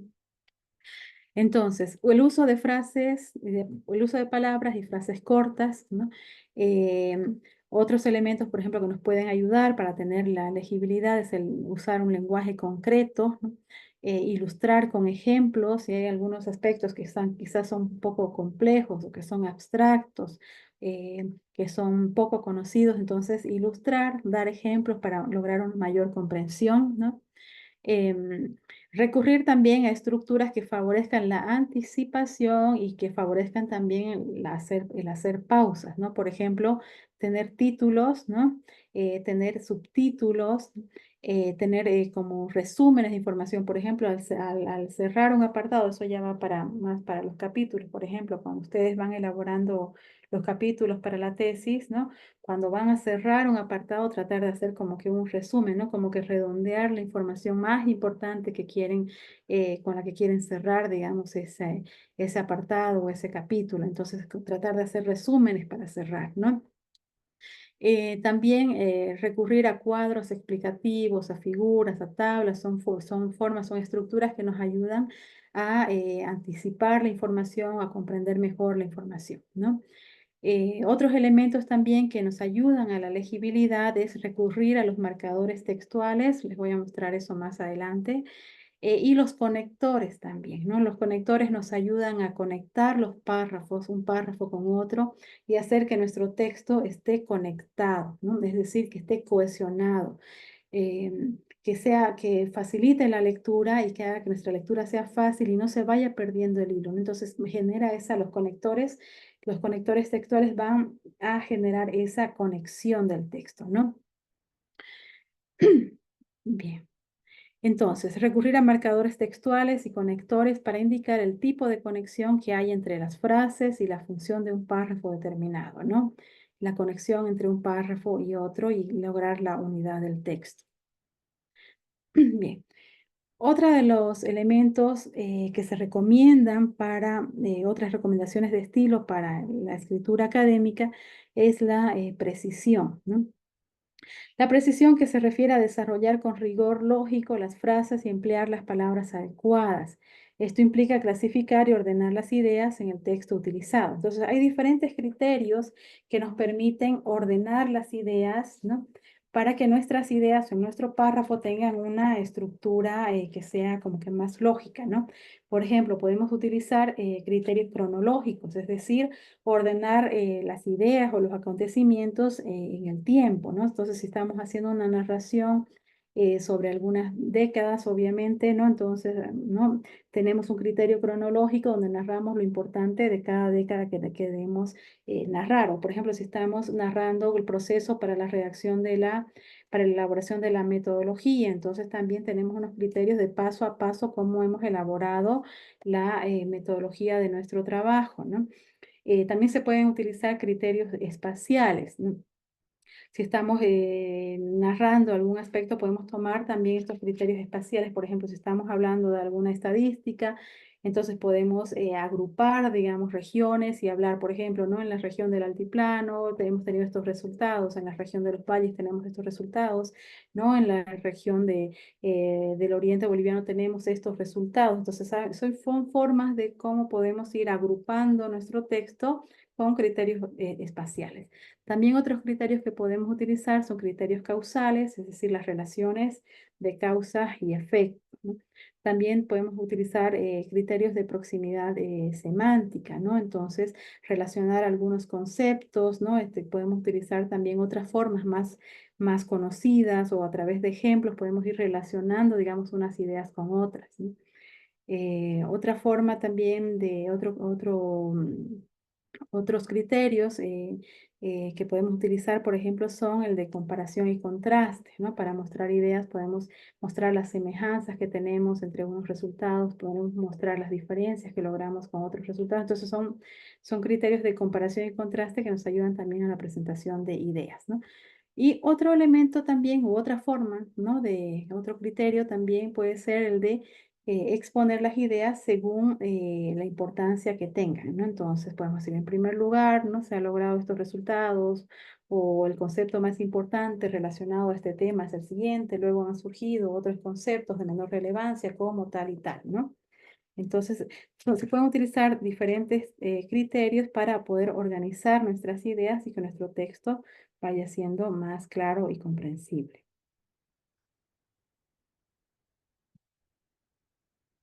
Bien. Entonces, también relacionado a la precisión, tenemos que evitar algunas expresiones que pueden ser ambiguas o algunos verbos que son como comodines, digamos, ¿no? Que se pueden usar para todo, ¿no? Por ejemplo, ¿no? En vez de decir hacer un poema, se puede utilizar otra expresión como componer un poema, que es una expresión más correcta o más precisa, ¿no? Para esa acción, ¿no? En vez de escribir hacer preguntas, podemos formular preguntas, ¿no? En vez de decir o poner atención, prestar atención. En vez de tener proyectos, concebir proyectos. En vez de ser de una religión, profesar una religión. En vez de dar razones, aducir razones. En vez de dar una fecha, fijar una fecha. Entonces, encontrar las palabras precisas o los verbos precisos que se adecúan más a esa acción que queremos comunicar. Bien, entonces, muy relacionado también con la precisión, otra recomendación de estilo para narrar la ciencia que nos propone también Sánchez Upegui es la concisión, ¿no? La concisión, que es la brevedad y la economía de medios en el modo de expresar un concepto con exactitud, nos dice el diccionario de la Real Academia Española, ¿no? Entonces, se trata de recurrir a las palabras precisas e indispensables para comunicarle al lector con efectividad nuestro pensamiento, ¿no? Eh, Sin embargo, al ser precisos, no es, creo, hasta ahora por lo que he leído, no es el caso de ustedes, porque escriben bastante bien y son personas que tienen ya un nivel, una experiencia, ¿no? Ya de muchos años, digamos, en la academia, ¿no?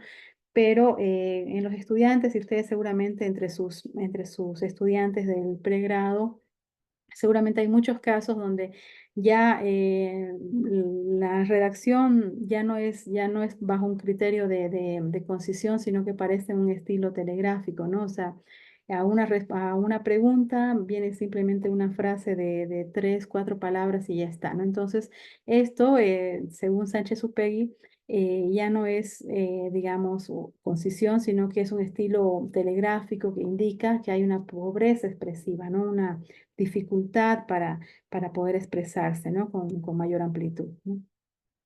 Entonces, la concisión, esta recomendación de la concisión se trata de que el texto tenga densidad, es decir, que cada vocablo o frase cumpla con una función específica, ¿no? Viendo nuevamente el tema de la economía de palabras, pero con las palabras precisas para lograr llegar a la expresión que queremos realmente manifestar de la manera más adecuada, ¿no? Una manera más precisa y concisa, ¿no? Bien. Entonces, para lograr este criterio de concisión, hay algunas reglas que nos ayudan, ¿no? Que nos favorecen en este sentido. Por ejemplo, no repetir vocablos, ¿no? A no ser que sea una elección retórica, quizás para remarcar algo o porque realmente no hay otra palabra que la pueda reemplazar. Una de las cosas que hacemos en la revisión, por ejemplo, es revisar que no hayan vocablos repetidos, ¿no? Entonces, y cambiarlos estos por sinónimos. Entonces, tratar que en nuestros párrafos y mucho más, incluso en el caso de nuestras oraciones, que no tengan palabras repetidas, ¿no?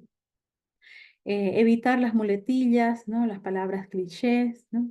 Eliminar las palabras genéricas, es decir, así como los verbos que les estaba mostrando en la anterior diapositiva, esos verbos que encajan para cualquier situación, ¿no? Entonces, que podemos utilizar de cualquier manera. Entonces, tratar de evitar estas palabras y encontrar las palabras más precisas, ¿no? Para lo que queremos narrar, ¿no?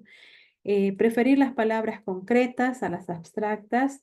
Las palabras concretas nos ayudan a la formación de imágenes mentales en el lector, entonces ayudan más a la comprensión. Y en el caso de que tengamos que usar palabras abstractas, entonces, o conceptos que son más abstractos, recurrir a los ejemplos también, ¿no? Para que eso pueda ser mucho más comprensible, ¿no? Para que esa idea abstracta sea más comprensible, ¿no? Otra recomendación es preferir vocablos cortos y sencillos, ¿no? Esquivar esos verbos copulativos como ser y estar, que por ser altamente desemantizados, es decir, que pueden tener diferentes significados, se puede utilizar para cualquier situación, entonces restringen esa variedad léxica, ¿no? Entonces no nos permite tener una variedad léxica en nuestro texto. Entonces tratar de evitar estos verbos y reemplazarlos por otros que sean más precisos. Otra recomendación de estilo en la escritura académica es tratar de evitar las opiniones sin fundamento, es decir, más que opinar sin fundamento, interpretar, ¿no? Tratemos de interpretar, ¿no? Entonces, la redacción de artículos académicos investigativos excluye las opiniones sin fundamentos, es decir, aquellas que no convenzan al lector de manera demostrativa, es decir, que no tengan argumentos de respaldo que justifiquen esas opiniones. Se pueden plantear opiniones, claro que sí, siempre que esas opiniones estén justificadas por algún dato, ¿no? Entonces, por ejemplo, si queremos dar una opinión como vivimos en un país que aún no ingresa a la modernidad, ¿no? Claro, podemos decirlo, pero esa frase debe estar sustentada con algunos otros argumentos que nos permitan llegar a esa conclusión, ¿no? Entonces, em, dice, por ejemplo, se trataría de no decir vivimos en un país que aún no ingresa a la modernidad, sino más bien hacer ver al lector esa realidad mediante hechos, mediante citas, mediante reflexiones, datos, argumentos, eh, y a través de estos argumentos luego podemos llegar a esa interpretación, ¿no? De que sí, vivimos en un país que aún no ingresa a la modernidad, pero lo estamos interpretando porque tenemos datos, hechos, citas que nos permiten interpretar eso, ¿no? Em, Entonces, también expresar un juicio acerca de un acontecimiento o tema se puede realizar, sin embargo, debe estar documentado, como les decía, con datos, ¿no? Con hechos u opiniones calificadas, es decir, también podemos recurrir a otras citas de otros autores que manifiesten esto, entonces eso también nos da a nosotros respaldos para poder expresar juicios o poder expresar opiniones. Entonces, estas citas pueden ser como un apoyo a esa interpretación que queremos manifestar.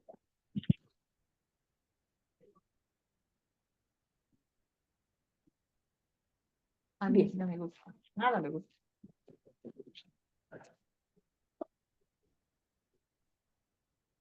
bien. Laura, si puedes silenciar tu micrófono, por favor. Bien, entonces, Continuamos. Entonces, como dice en el título, más que opinar sin fundamentos, tratemos de interpretar, ¿no? Entonces, el cuerpo del relato interpretativo está constituido por elementos como referencias a los hechos que nos permiten respaldar, digamos, esa opinión, presentación de antecedentes, análisis, contextualización, citas, cifras, datos que nos sirvan de respaldo para poder dar una opinión. Entonces, todos estos elementos refuerzan y dan sentido a lo planteado, ¿no? En ese párrafo o en esa idea que queremos manifestar. Entonces, la información o documentación debe utilizarse como soporte de cualquier interpretación que se haga. Se trata de decirle al lector, por ejemplo, acerca de este tema se vislumbran tales significados o tales opiniones y las razones son estos datos. O sea, que para manifestar tal opinión tengo estos argumentos, ¿no? Tengo estos datos que me respaldan. Bien. Ahora, otra recomendación importante al momento de escribir y para todo tipo de textos, ¿no?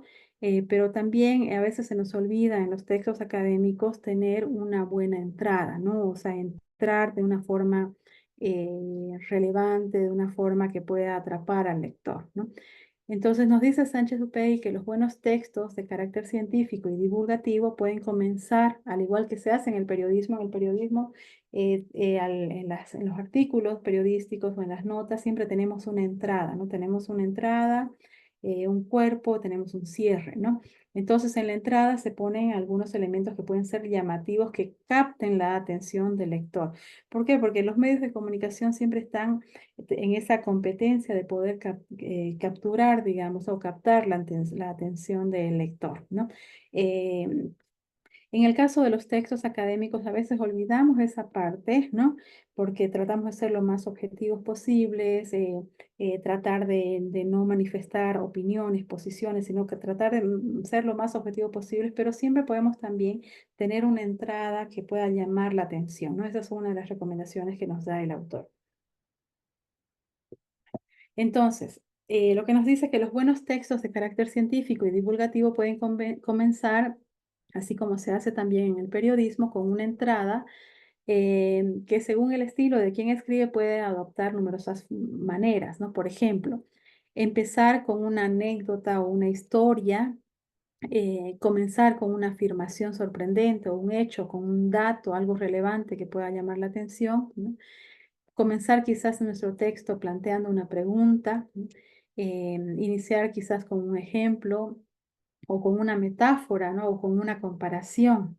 Se puede empezar quizás también con una descripción o abrir con una cita directa, ¿no? Este recurso, por ejemplo, de abrir con una cita, creo que es el más recurrente, ¿no? Que usamos en el ámbito académico para llamar la atención, ¿no? Una cita que sea como esa, quizás algo como esa idea central o esa idea un poquito más, ese propósito que tiene el texto, ¿no? Una cita que va más hacia el propósito del texto, generalmente solemos poner una cita, ¿no? Pero también aparte de esa manera, ¿no? De abrir un texto, de incorporar esa entrada, se puede hacer también de estas otras maneras, ¿no? Con anécdotas, con un dato importante, con una pregunta, con ejemplos, ¿no? Entonces, la entrada es una forma creativa de introducir al lector en el tema cuya finalidad es despertar el interés por la lectura, ¿no? Entonces, tratemos de buscar, ¿no? Una entrada que pueda ser llamativa, ¿no? Y que pueda hacer que nuestro texto sea atractivo, ¿no? Para el lector. Otro aspecto también, otra recomendación de estilo es elaborar un buen final, ¿no? Prestarle atención a ese final, ¿no? Muchas veces veo en algunos documentos también académicos que o se cierra a veces con una cita textual, ¿no? Pero a veces falta ese cierre por parte del autor, ¿no? A veces cuando es una cita muy representativa, muy importante, impactante, a veces se plantea una pregunta, son formas también de cerrar, ¿no? Pero podemos tener otras maneras, ¿no? Entonces, un buen redactor científico no descuida, dice Sánchez Upey, el final del texto. Toda escritura bien concebida y realizada debe tener un final elaborado, ¿no? Puede ser una reflexión, puede ser una interpretación de algún dato importante, ¿no? Puede ser la conclusión más importante a la que han llegado, ¿no? O resaltar nuevamente cuál es esa idea central que querían llegar, esa tesis central con la que querían llegar, a la que querían llegar con su texto.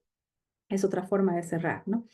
Pueden cerrar también con una cita o una imagen de síntesis del texto, ¿no? Que puede ser una cita que haga a los lectores recordar ese texto o quedarse con una idea principal que quieren resaltar ese texto, o quizás incluso puede ser como una imagen o síntesis del texto, digamos, ¿no? Entonces que pueda permanecer en la memoria del lector, ¿no?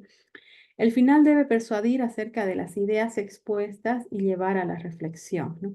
El valor de un buen final está en su conexión lógica con el texto general, con el tema, los argumentos, el tono y el estilo, ¿no? También es posible incluir un final que sea abierto o que lleve al lector, por ejemplo, a la interpretación, ¿no? O a preguntarse o plantear nuevas preguntas para otras investigaciones, ¿no? O hacer proyecciones sobre otras investigaciones que podrían continuar ese trabajo también, ¿no? También son formas de poder realizar un final, ¿no? Poder cerrar el texto.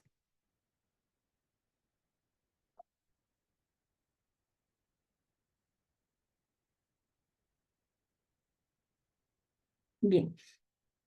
Entonces, hasta ahora lo que hemos visto entre estas recomendaciones, estamos hablando de la claridad, ¿no? De la precisión, de la concisión, también del estilo, es decir, que sea ameno, que tengamos una buena entrada, que prestemos atención a la entrada, que prestemos atención al final, ¿no? Que tratemos de poner cierto estilo también a estas partes del texto, ¿no? Pero dos elementos que son sumamente importantes también y que los vamos a ir viendo más detalladamente más adelante, pero estos elementos son la coherencia y la cohesión del texto, ¿no? La cohesión se refiere al modo como los elementos de un texto están conectados entre sí por medio de ya sea proposiciones, conjunciones o con los conectores, ¿no? Estos conectores pueden ser de contraste. Estos conectores son los que van conectando un párrafo con el otro, ¿no? Entonces, estos conectores pueden ser de diferentes estilos, ¿no? Se puede utilizar para contrastar, se puede utilizar para adicionar ideas, se puede utilizar para comparar ideas, ¿no? Para hacer alguna relación cronológica, digamos, del tiempo, ¿no? O para ampliar, ¿no? Para ampliar o para explicar, para dar más detalles del tema, ¿no? Entonces, estos conectores nos ayudan, si bien a conectar el texto, pero también para aclarar un poco el tipo de texto que viene más adelante. Más adelante viene vamos a hacer un contraste de ideas, vamos a adicionar ideas, vamos a comparar ideas, vamos a hacer una cronología, ¿no? Entonces, cuando utilizamos una cronología, podemos decir, ¿no? En un inicio se realizó esto, posteriormente, son palabras conectores que nos ayudan a hacer esa cronología, ¿no? O, por ejemplo, a ampliar más información. Entonces, vamos a ver, tenemos una serie enorme de conectores. Les voy a presentar unas listas muy, muy grandes. Entonces, como van a tener también estas diapositivas, pueden recurrir a todas esas listas de conectores que les va a ayudar a poder ampliar, ¿no? El léxico, a ampliar los sinónimos de diferentes palabras que a veces utilizamos continuamente, ¿no? A veces utilizamos mucho por decir sin embargo, ¿no? Sin embargo, en todos nuestros párrafos, pero podemos cambiarlos por otro tipo de conectores. Otro elemento importante en estas recomendaciones, además de la claridad, la precisión, la concisión, ¿no? Que tener un estilo ameno, ¿no? Tener cohesión, que nuestro texto esté cohesionado, es decir, que esté enlazado, ¿no? Es el tema también, es este aspecto en realidad de la coherencia, ¿no? La coherencia es una propiedad lógica del discurso, es decir, que el texto tenga sentido completo para el lector, que las palabras sean como flechas que siguen en una misma dirección, ¿no? Muchas veces fallamos en la coherencia cuando nuestras frases son muy largas porque nos vamos perdiendo. Entonces, pasa, por ejemplo, que iniciamos una frase y estamos hablando de ese sujeto y luego se empieza a dar más calificativos y más calificativos y no se dice un predicado, por ejemplo, de ese sujeto, ¿no? Entonces vamos perdiéndonos por las ramas, ¿no? Entonces, y luego esa frase ya no tiene una coherencia, ¿no? Em, A veces también los párrafos son demasiado largos, ¿no? Y la idea central que iba conectada, quizás estaba conectando una frase con otra en base a una idea central, luego se va perdiendo, perdiendo, perdiendo y ya nuestro texto deja de tener coherencia, ¿no? Entonces, estos son otros dos elementos que igual los vamos a ver más adelante a detalle, pero son esta serie de recomendaciones las que nos presenta también Sánchez Upegui para la escritura académica. Bien. Esto vamos a pasar ahora a hablar a tema del uso de las metáforas.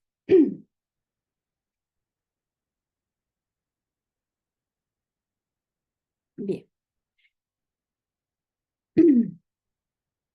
Entonces, nos dice también Sánchez Upey que el uso de las metáforas nos ayuda también a lograr una mayor claridad de nuestro texto, o quizás también a explicar, ¿no? De una manera más clara nuestro texto, de manera que sea más comprensible, ¿no? Cuando estamos hablando de conceptos quizás que puedan ser muy abstractos o conceptos que puedan ser muy técnicos. Entonces, el uso de las metáforas son un recurso que también se puede utilizar en el ámbito académico, ¿no? Las metáforas se usan muchísimo, ¿no? En los textos literarios. Me ha alegrado mucho al leer algunos textos de sus autobiografías, cómo hacían el uso también de metáforas y han logrado textos muy agradables a la lectura realmente. Pero también estas metáforas también pueden ser utilizadas, claro, de una manera muy cuidadosa, ¿no? De una manera precisa, pero se puede utilizar también en la redacción de textos académicos, ¿no?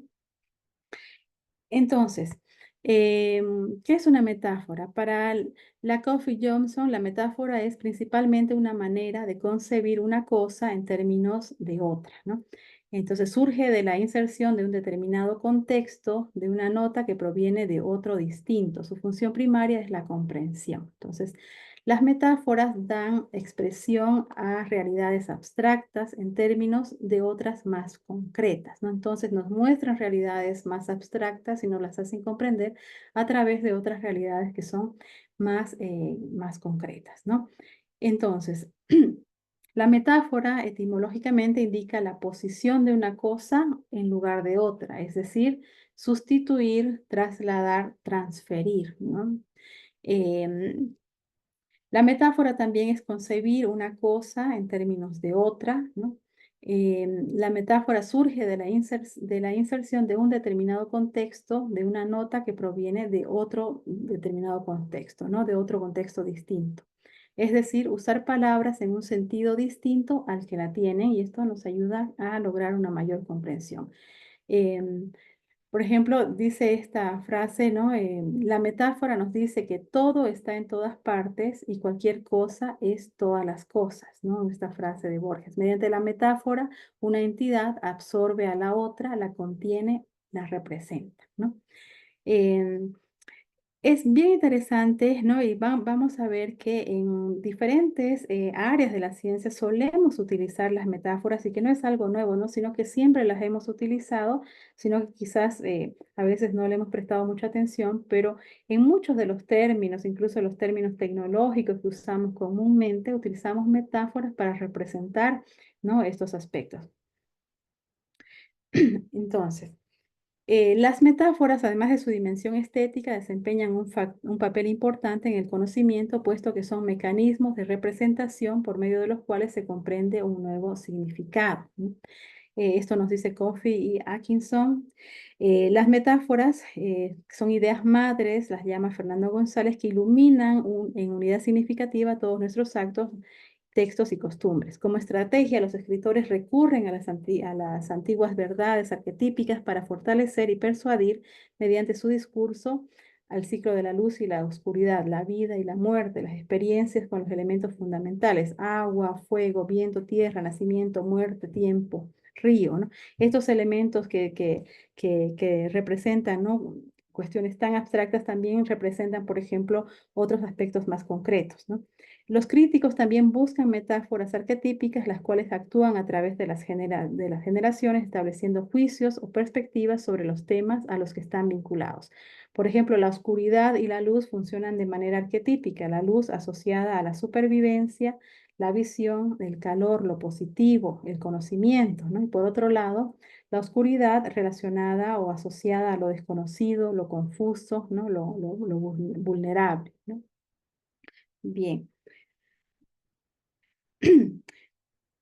Ahora, vamos a ver aquí el uso de metáforas en el discurso científico y algunos ejemplos, ¿no? Del uso de estas metáforas. Voy a salir un momentito que no puedo ver muy bien. Ahí está, ¿no? Entonces, por ejemplo, algunas metáforas que se utilizan, ¿no? Conocer, ver, luz, ¿no? Entender es ver, las ideas son fuentes luminosas, el discurso es un medio luminoso, ¿no? Por ejemplo, algunas metáforas que se pueden utilizar para dar a entender esto es a la luz del sistema de estudios, desde este punto de vista, ¿no? Volver la vista al mundo competitivo, por ejemplo, una mirada retrospectiva, ¿no? De sus actitudes, o una mirada retrospectiva a las investigaciones realizadas sobre este tema, ¿no? Distintos puntos de vista de los agentes de aprendizaje, como se puede observar, ¿no? Se ve la necesidad de relacionar los contenidos. El siguiente ejemplo muestra más claramente, entonces estamos utilizando todo el tiempo, ¿no? Estos verbos, ¿no? De conocer, ver, ¿no? Estamos utilizando estas palabras relacionadas con la luz, ¿no? Que se refieren a entender, ¿no? De las ideas como fuentes luminosas, ¿no?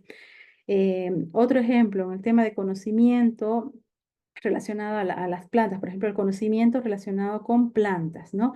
Es decir, las ramas, las áreas del saber, ¿no? Entonces solemos utilizar esta rama del saber, esta rama de esta especialidad, es una rama de la psicología. La indagación ha dado frutos o fruto de esta investigación, ¿no? Se aporta una semilla en esta línea de investigación. Entonces, aquí, sin darnos cuenta, quizás estamos empleando, ¿no? Estas metáforas relacionando el conocimiento, ¿no? Con las plantas, ¿no? Al utilizar ramas, semillas, frutos, ¿no? Al utilizar estas palabras, ¿no? Em, También, por ejemplo, la relación de las teorías, los conceptos y las ideas relacionadas con edificios, ¿no? Por ejemplo, bases teóricas, el constructivismo, ¿no? Base en la que se fundamenta, ¿no? Pilares básicos, construcción y verificación formal de programas, adquisición de bases periodísticas, ¿no? Comúnmente utilizamos estas palabras para hablar de esas justamente, ¿no? Las bases teóricas, ¿no? Entonces hacemos de esa relación, ¿no? Y hay otras metáforas que utilizamos mucho también relacionadas con el Internet, la web, ¿no? Y las plataformas educativas que nos permiten, digamos, viajar, ¿no? Que son o el espacio virtual, por ejemplo, ¿no? El espacio, la virtualidad como un lugar, como un ambiente, un medio en el que se realizan diferentes procesos, diferentes acciones. Entonces utilizamos también diferentes palabras, ¿no? Relacionadas con esta metáfora que relaciona esto de lo del Internet, la web como un espacio, ¿no? Entonces decimos espacio virtual, socialización en red, ¿no? Visita de sitios web, el contexto significativo en el espacio, transferencia analógica. La red permite gestionar conocimientos, ambiente virtual de aprendizaje, actividades interconectadas, encuentros sincrónicos en el chat, ¿no? Ambientes virtuales. Entonces, todas estas palabras, todos estos términos nos hacen esa relación, ¿no? De lo virtual, ¿no? De todas las acciones que se generan a través de Internet, relacionándolas con espacios, ¿no? Y también hay otro tipo de metáforas que relacionan los conceptos o las ideas que están unidas, ¿no? Y las relacionan como con los tejidos, ¿no? Con el hilo, ¿no? Por ejemplo, siguiendo esta línea, rompiendo la linealidad, ¿no? Entonces son otros ejemplos donde vamos viendo cómo se relaciona esto de que las ideas están conectadas. Igual como yo les decía, ¿no?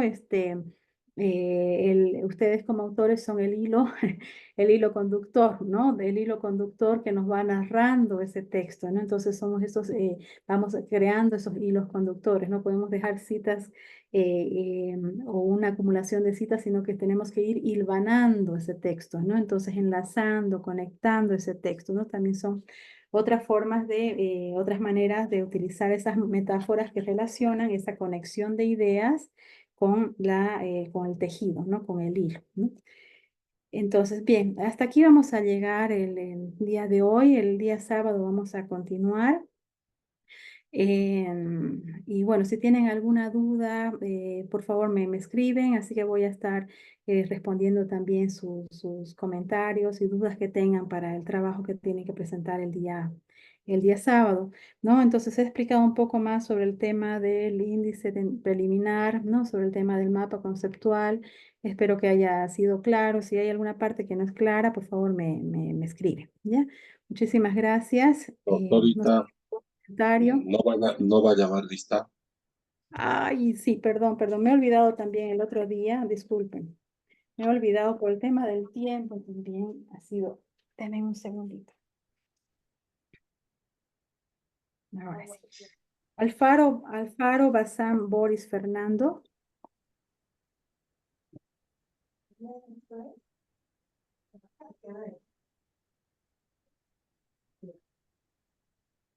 Alfaro Boris Fernando. No está, ¿no? Arancibia Luis Edgar. Presente, doctora. Arancibia Marco Antonio. Presente.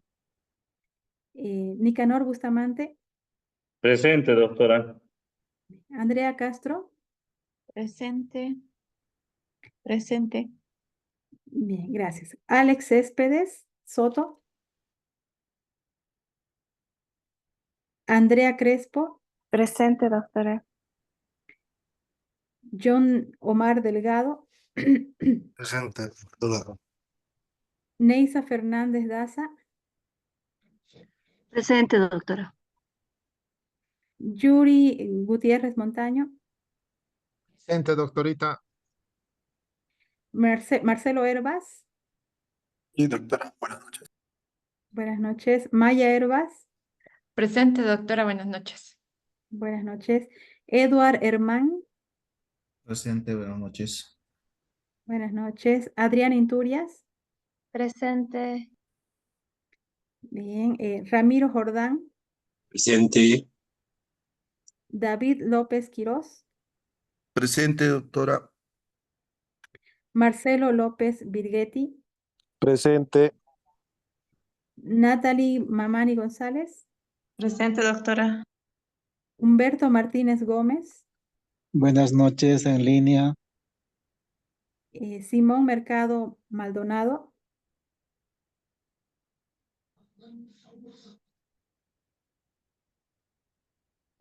Simón Mercado. Bien. Edwin Montenegro es esta persona que decían que no ha cursado, ¿no? Ningún módulo. Así es, doctora, no se inscribió y no está. Ya, muy bien, gracias. Ramiro Montes. Presente, doctora. Margot Murillo. Presente, doctora. Miguel Ángel Ordóñez. Presente, doctora. Evelyn Rosas Peñarrieta. Presente, doctora. Bien. Laura Trujillo. Presente. Rafael Valdivia Vildoso. Presente. Reina Vallejos. Presente, doctora. Aleida Verdugués Orellana. Presente, doctora. Isabel Yucra. Presente, doctora. Buenas noches. Buenas noches. Zamorano Gloria. Presente, doctora, buenas noches. Buenas noches. Y Seraín Avesia Jorge. Presente, doctora, buenas noches. Buenas noches. Muy bien. Bueno, muchas gracias. Entonces, continuamos el día sábado. Y cualquier duda, entonces estamos en contacto estos días también. Que tengan un buen descanso. Gracias. Buenas noches. Hasta luego, Buenas noches doctora. a todos. Gracias. Buenas noches.